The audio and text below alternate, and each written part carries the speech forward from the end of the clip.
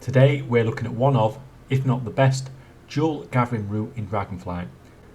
I spent many hours on the Dragonflight beta with Herbalism and mining trying to find some awesome farms, and this one is great for a variety of reasons. Now this farm is going to look a bit weird if you've not played any Dragonflight yet, but there is some logic behind how it does work. The main thing we are trying to achieve with this farm is to hit tier hold as hard as we can and grab every herb and mining node around this area. Tier hold has the highest concentration of rare herbalism and mining nodes in Dragonflight, and just as importantly they are all Titan variants to give rousing order when looted. Rousing order is probably going to be the rarest elemental region in Dragonflight. There are really limited ways to get these. It is also used in a huge number of recipes, so will definitely be massively in demand. Anything that's hard to get so that you have a limited supply into a market and there's a demand for is going to have a nice price tag associated with it. And we have a fantastic way of farming it.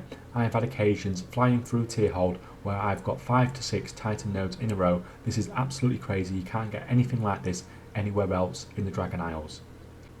The only issue is tier hold has a limited number of nodes, and so you can clear this area out in a couple of minutes. If you wanted to do some semi-AFK lucrative farming, it wouldn't be a terrible idea to just AFK here between node spawns and just run around and collect them every 10 minutes or so. But I'm assuming you're here because you want to do some continuous farming, so that's what we're going to look at.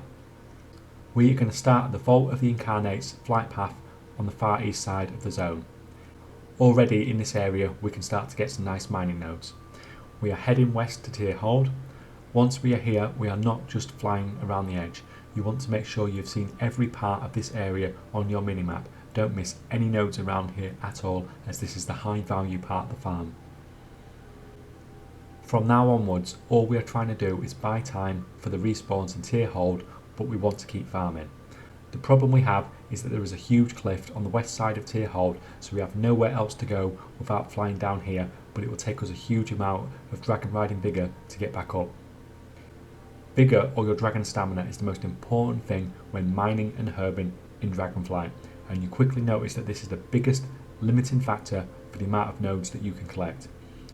This is why being able to gather whilst mounted is great in Dragonflight, but it's nowhere near as powerful as any other expansion previously, because that time that you had dismounted, which would usually have been wasted previously, is just time that you recover in vigor, which you'll have to do at some point anyway. Now when you are flying across an area that is generally heading slowly downhill, you will use a lot less vigor because you're basically just gliding your way down. That is our plan from tier hold. We are generally heading one of 3 different ways, and this is going to look messy on the map.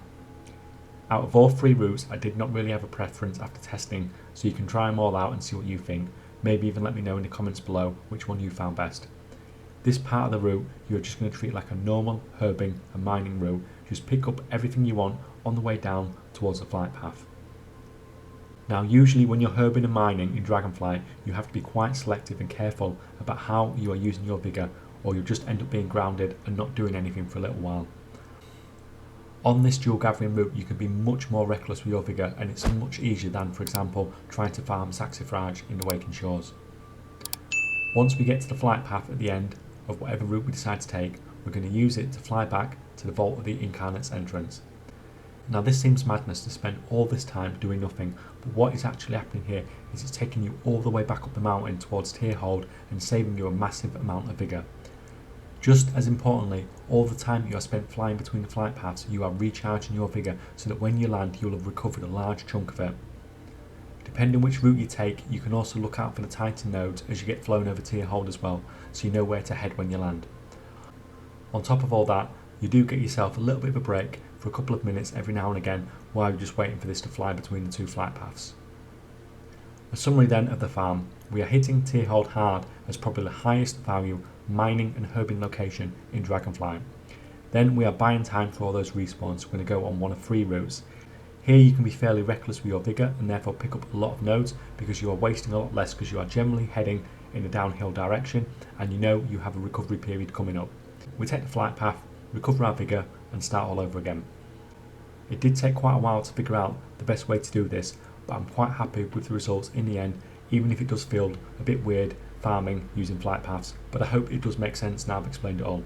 I hope this video helps. Thanks for watching guys, and see you next time.